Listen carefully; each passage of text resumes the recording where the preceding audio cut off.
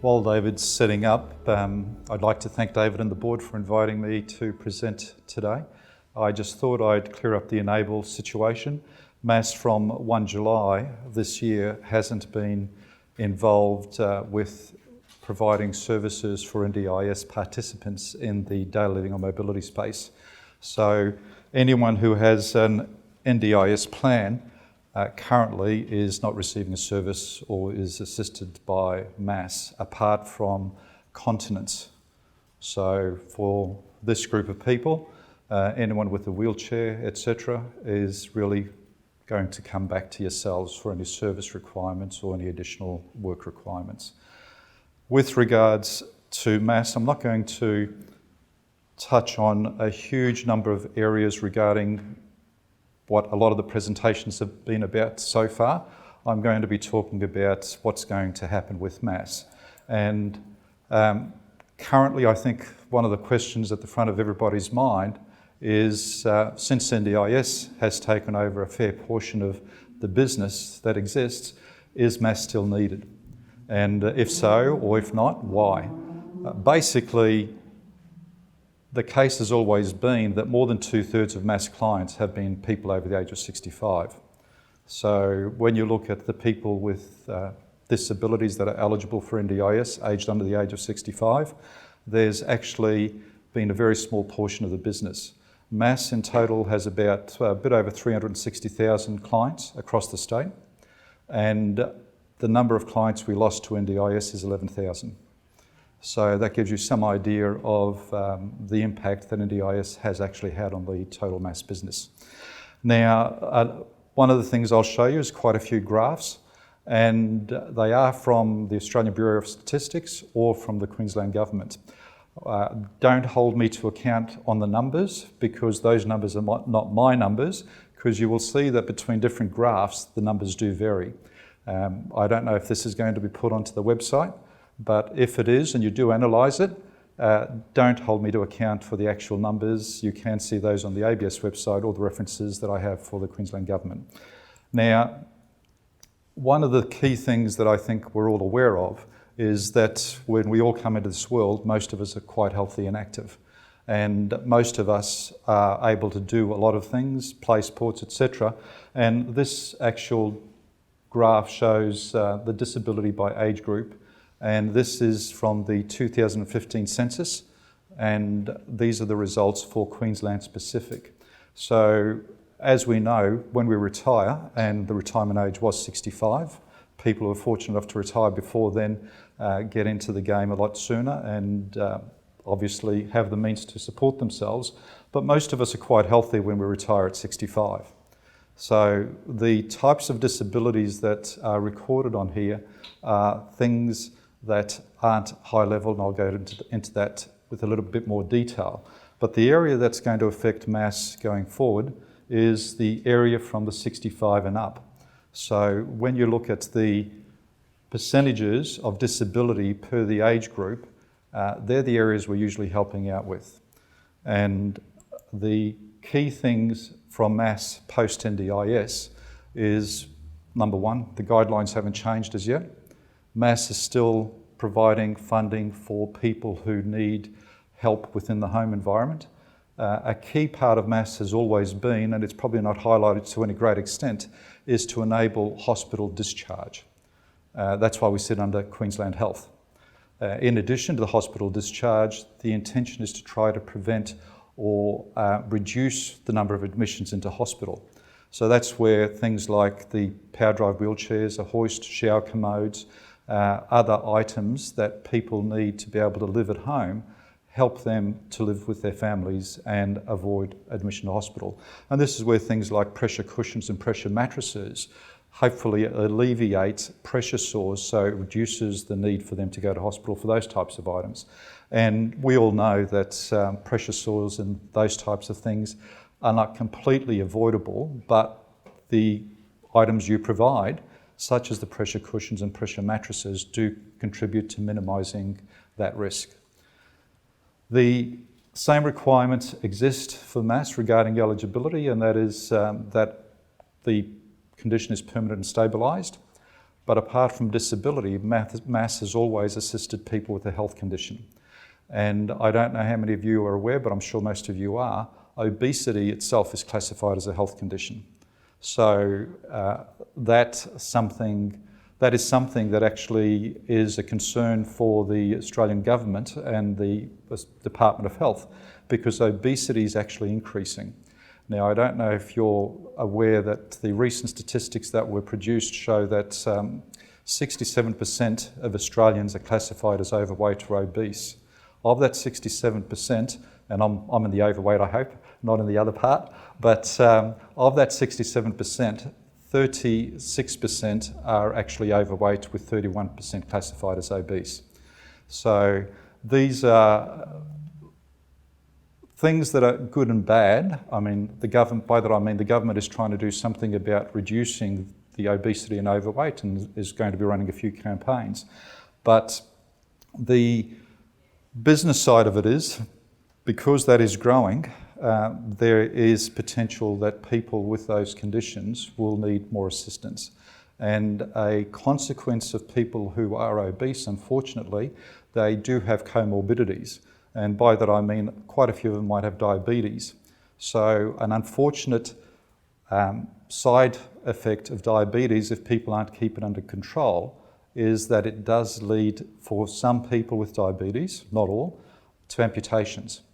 So there's a range of things that occur as a consequence of obesity. Assistive technology changes. The key thing from a MAS perspective that's going to happen over this year, and I think some of you are already seeing it, is that the highly complex type of equipment, so the fully customised power drive wheelchair, is not going to be as significant a component of MAS business. What we're already noticing, and it goes back to that chart that I showed earlier on with the ageing population, is that the people over the age of 65, they all retire healthy. Gradually, as they age, they require assistance, mobility assistance, and this is where wheelie walkers and potentially manual wheelchairs, maybe hoists at a stage further down the track, all start coming into it. What we've noticed at MAS already this year is the significant drop-off in demand for the fully customised type of equipment.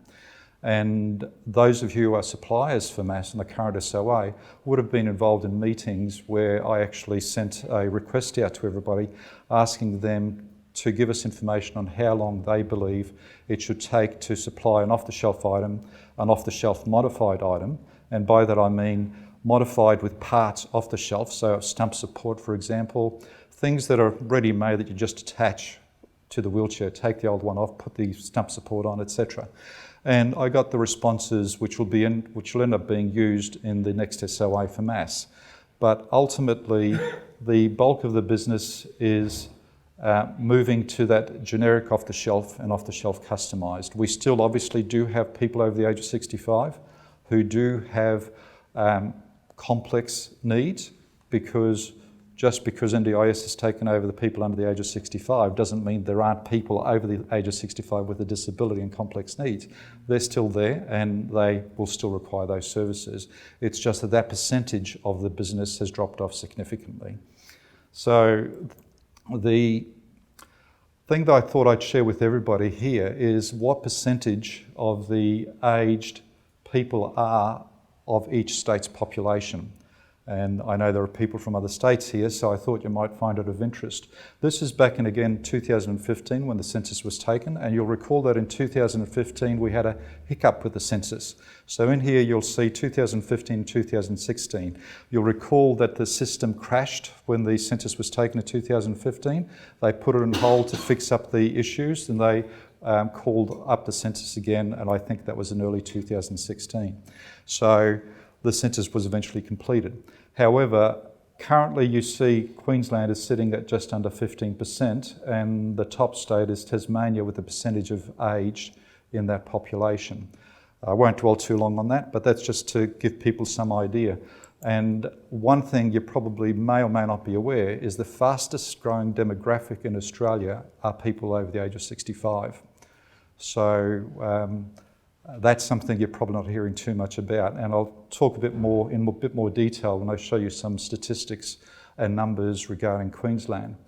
Now, across Australia, there's 4.3 million people who classify themselves as a person with disability. Now, disability in the census ranges from minor through to complex, but the word they use is, it'll come to me, sorry. It just slipped my mind. Currently, 18.3% of Queensland population just less than 1 in 5 Queenslanders have a disability. Now, again, when you know that they're talking from minor to major issues, then that gives you a bit of an idea. Minor mean just, some sort of back injury where someone has back pain. That some people classify that as a bit of a disability. And an estimated 261,000 Queenslanders of all ages have profound or severe disability, and the word I was looking for was the profound. So from minor to profound disabilities, and the profound are the people who need complex supports. So I'm not going to dwell too long on these because you can actually read this information. This is just straight out statistical information, but some of the interesting parts are the comparison between the 2012 census and the 2015 census. And on the people with disability, they found that most of them have remained stable over the time. In 2015, it's 18.3 and 18.5, even though the Australian population has been growing. So I won't say any more on that one than that, but the physical activity part, I think, is very interesting for older Australians. And this is something that's going to affect people as to when they actually start needing supports. So, as you know, we all retire or hope to retire nice and healthy.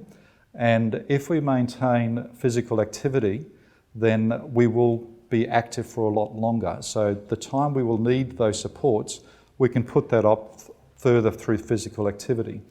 And the good thing is that we're already seeing an improvement that exercise and recreation has increased from 44.5% in 2012 to 49% in 2015. So the messages are getting out there.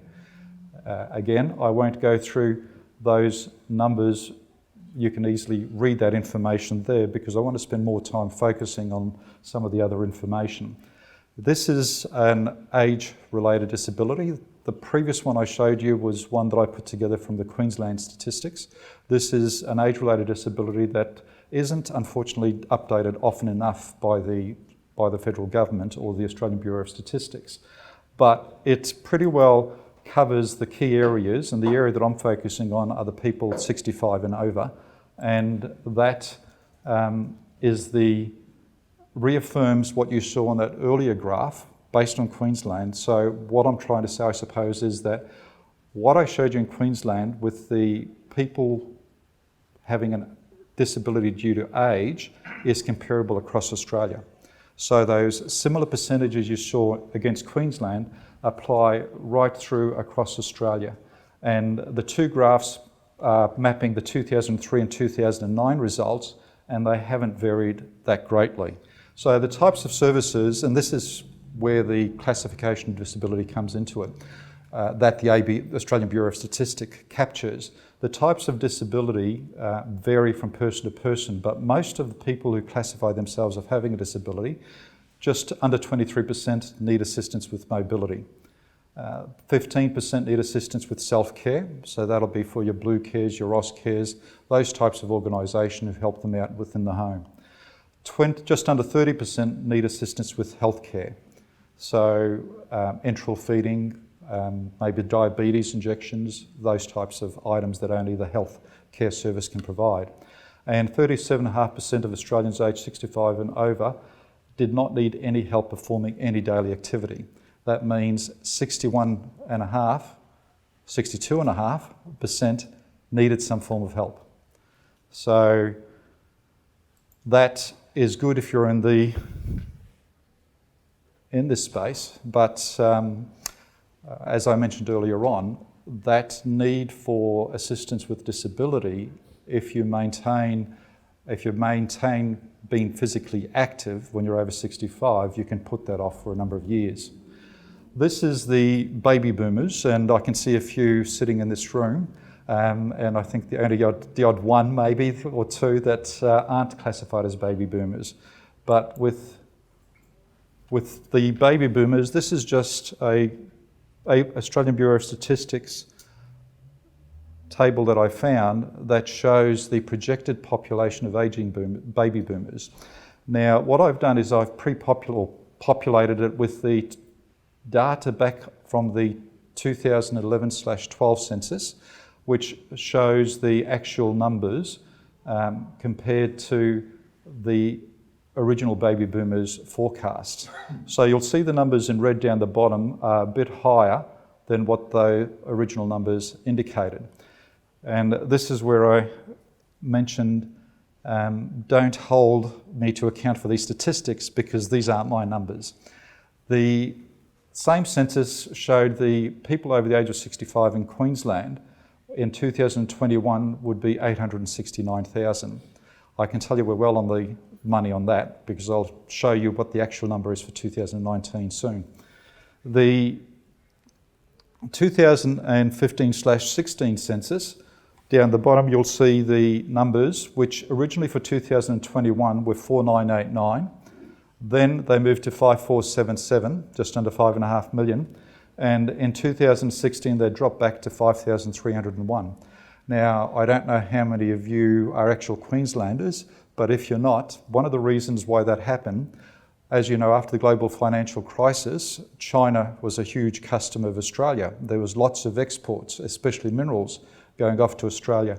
The 2011 census was conducted after the jobs boom and the mining boom.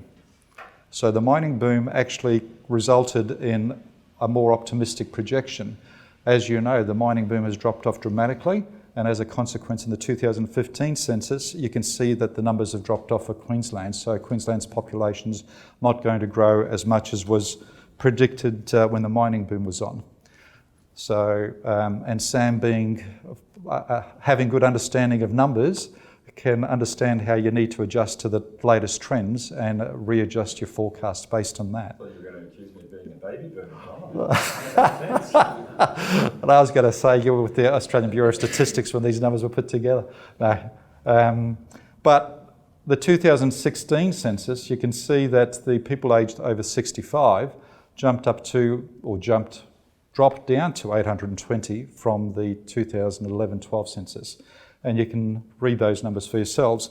Now, as at last week, 2019, the actual number of people over the age of 65 in Queensland is 793,000. And the population of Queensland as at last week is 5,134. They're the actual numbers. So when you compare that to the numbers listed on here, you can see that it's pretty well on track to exceed some of the numbers forecast. The fact that we're 793,000 people over the age of 65 as at last week, and the forecast is by 2021 it'll be 820,000, I can tell you we're going to pass that number. And the reason I can tell you that is the latest information on Queensland's ageing population is every month there are 10,000 people over the age of 65 added to Queensland's population. So in 1 year we're getting 120,000. By 2026 there will be 150,000 people added to the over 65 age in Queensland. So the baby boomers are having a significant effect. They are retiring, and by 2031 every baby boomer will have reached the age of 65 and can be retired. Depends on their superannuation of course, but potentially all baby boomers will be retired by 2031, which will have a significant effect on not immediate demand for mass services, but over time, as they age, as I said, they will be coming across to us. The other key part to note is the significant growth that's actually occurring. So even if the same percentage of people requiring a service doesn't come through, just the volume of growth will mean that there's going to be growth, if that makes sense. So I'm going to now touch a little bit more closely on mass-specific information. Now, back in 2015, before the NDI started rolling out in Queensland, I already started thinking about what's mass going to be like post-NDIS. So I did an exercise using the ABS data, looking at what the remaining clients of MAS will be like and how that's going to potentially affect the overall MAS business. Now this is only related to people needing daily living, mobility aids, communication aids and continence. It doesn't relate to people needing other services from MAS. So this is specific to the areas impacted by NDIS. MAS also provides spectacles. I don't know how many of you know that. We have a spectacle supply scheme that sits under MAS. We also provide spectacles for Queenslanders. So what you see on the left-hand side is the age group that I was looking at, which is the over 65s. And because you have swings and roundabouts, and by that I mean there are people older than the age of 84 who still are living at home, who still need services, and there are people younger than that who may go to an aged care facility. I just made an assumption that there's quid pro quo, one offsets the other. So the numbers that I'm only looking at are from 65 to 84. And I'm making an assumption that when you hit 84, basically you move to the aged care facility, which means you're not eligible for MAS. And to clarify that a little bit further, for those of you who are familiar with home care packages, MAS operates in the space of the level 1 and level 2. If you hit level 3 or level 4, you can't receive services from MAS. That's usually the aged care system under the Department of Health, and they look after those people with the home care packages. So the home care package should provide those services. Now, when we look at it the reason I have July 2018, a lot of you would be aware that even though the census is taken in 2011/12 or 2015/16, it takes 2 or 3 years before the data is released. So they have to go through, collate, analyse, and then produce the reports. The data for the 2015-16 census was released in 2018. So I was able then to use the data from that census, comparing it to the previous data, to make some determination or some analysis, which gives us a bit more information on how MAS potentially is being impacted. That's just basically a like-for-like comparison, and you'll see numbers have grown. I'm not going to mention the numbers, you can see those for yourselves. But when we go into this graph, this is now specific to what percentage of the profoundly disabled people out there on the ABS data are actually MAS clients. So on the first graph on the left, you'll see that 75,400 Queenslanders back in the 11/12 census that I did analysed in 2015 showed that 33% of them were actually MAS clients. And again, that's only the only areas affected by NDIS. It doesn't cover the spectacle supply scheme or other services we provide. And on the right-hand side, you'll see the same data, and you'll see that the number of profoundly disabled have actually grown from 75,400 to 80,400. And the number of clients coming to MAS have grown from 25,000 to 33,000. So what we're seeing is that demand growth is going through, and currently that represents a 32% growth on 2015 to MAS clients, specific in the daily living, mobility, continence, communication aids area. And then when we further look at it, back in 2015, MAS had 33% of the profoundly disabled clients living in Queensland, or people living in Queensland, coming to them for a service. In 2015 census, the 18 results shows 41% of those were coming to MAS for a service. So there has been growth outside of the NDIS in the over 65 age bracket, that when you look at the two, you're looking at roughly 8%. But when you actually look at the total number, you can see that it's 44.2 of the originals. So the growth from back in 2015 to 2018 is actually an 11% growth, just in the profoundly disabled space. And the profoundly disabled space doesn't necessarily take into account your wheelie walker requirements, because they just need a mobility aid. So there is a lot more growth in mass services than just the actual number of people who are profoundly disabled. There's the fringe areas. So the ones who need aids and equipment for not major disabilities, but minor disabilities, or just assistance to be able to live at home. So feel free to ask any questions during the course of the presentation. I don't have any problems with that. But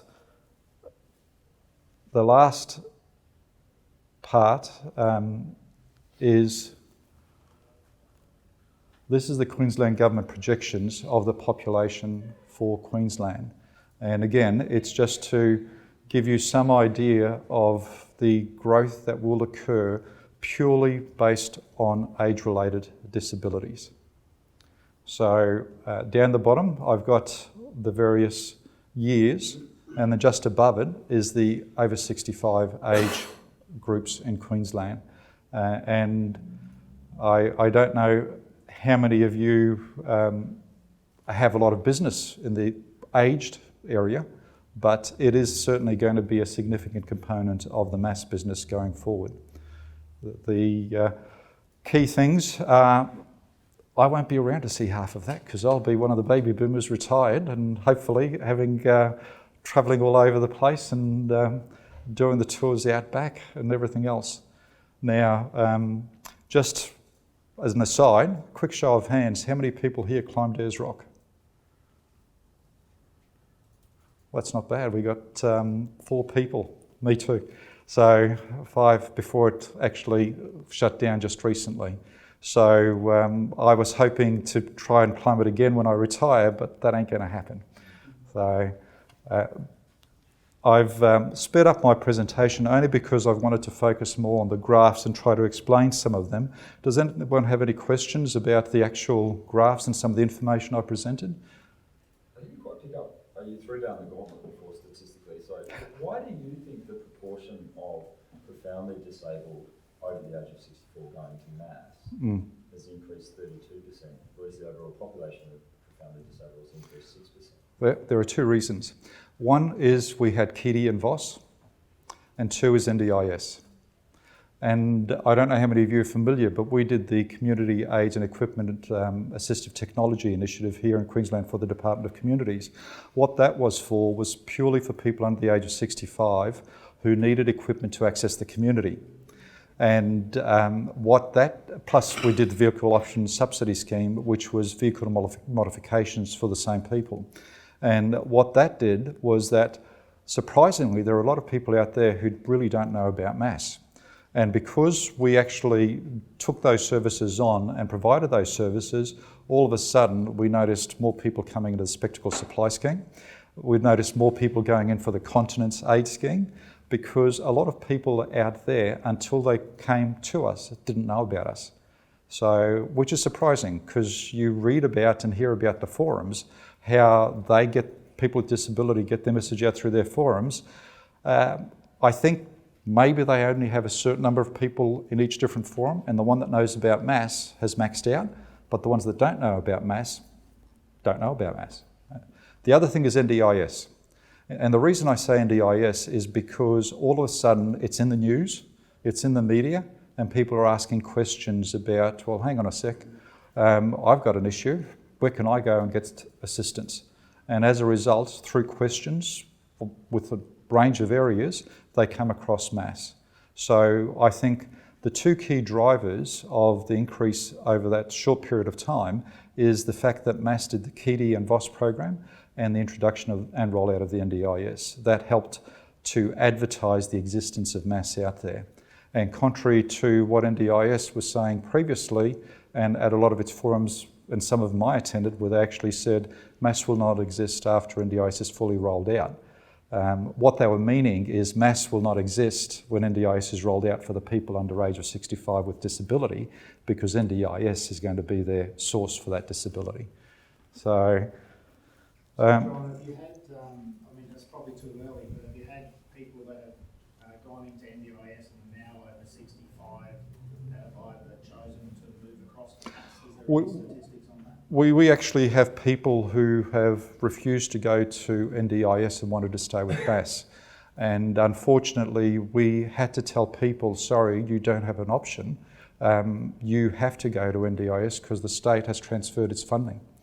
And I think a lot of you are aware that this year, the state has actually agreed to assist people who don't have an NDIS plan by giving MAS funding to provide supports until they get their plan.